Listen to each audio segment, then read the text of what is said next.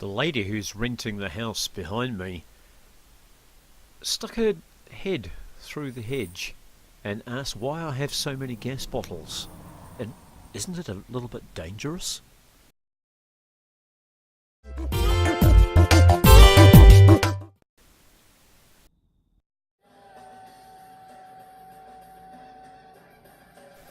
Well, the reason I've got so many gas bottles is because they're such a cool shape, and out of them I can make all sorts of cool stuff. So suck it up, because this is what I do. Here I am putting the finishing touches to one of my little stoves that I make. This one's one that I knocked up yesterday, and I'm just prepping it for painting, getting it all cleaned up. This one is a little different to the other stoves I make. It sits on its side, whereas most of the others are vertical, because people in tiny homes and vehicles and houseboats are always looking for a small footprint stove. But these ones will hold bigger pieces of firewood, and they do put out a little bit more heat. And it's the most inexpensive stove I can do. It's hasn't got many features. It's delightfully simple, burns really, really well, and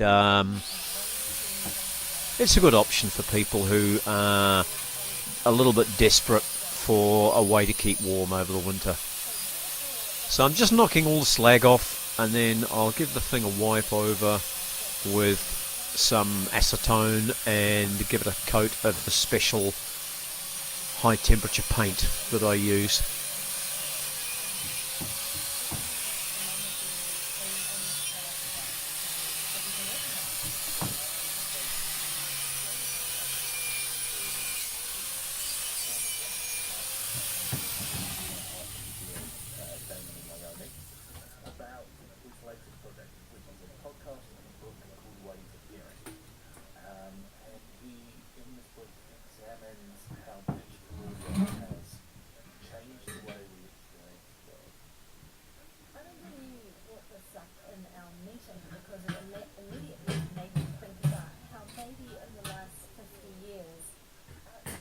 There we go.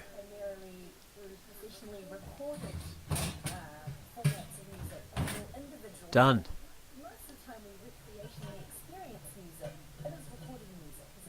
Another little wood stove to go into somebody's cabin. I'm going to whip outside now, give this thing a wipe down with the acetone, and I'll apologise now. The next little clip, I had my phone upside down, and the next few shots are going to come out inverted.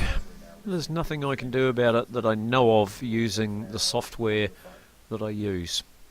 So bear with me. I'll keep this little segment short just while I paint the thing.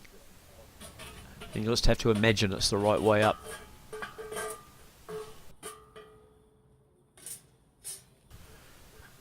So I'm sorry about the invertedness, but you get the idea.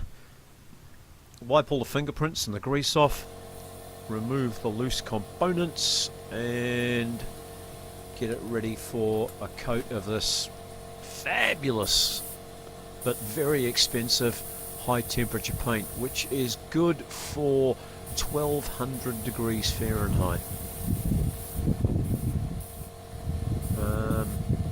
This is a little different. Most stoves are normally satin black. I do a metallic black to make them look a little bit zingy normally, but this is actually a metallic brown, which when it's dry comes out looking like an aged copper, and people love it. So it's a bit watery. You have to put it on in 3 or 4 coats, very thin. Spray and walk away. Leave it 5 minutes, come back, put some more on, and then I hit it with a heat gun, which bakes it and sets it, and that means that when people install these stoves, they don't have that first fumey fire up. They can just get straight into putting it in the home and enjoying the heat.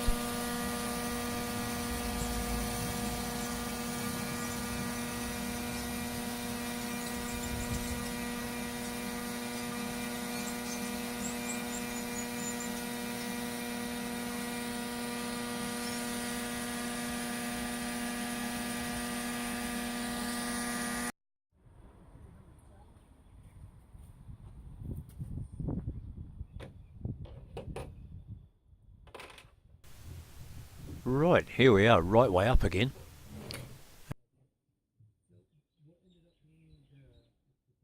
Now the assembly on these simple Peppa Pig stoves is very simple. The door's held on with 2 stainless steel nuts and bolts. They don't have an ash pan, they don't have a heat shield, they don't have a window. They're delightfully simple but belt out the heat. So I'll just fit this door.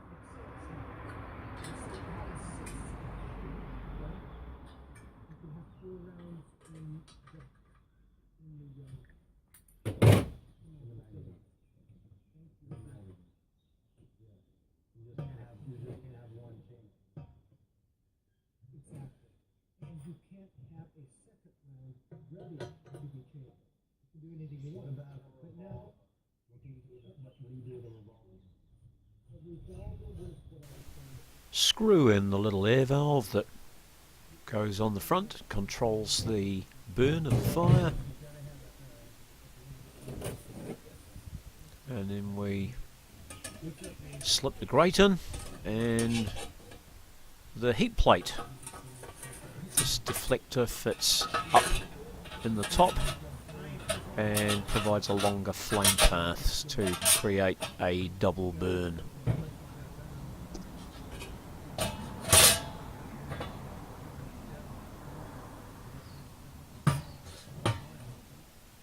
And that's about it.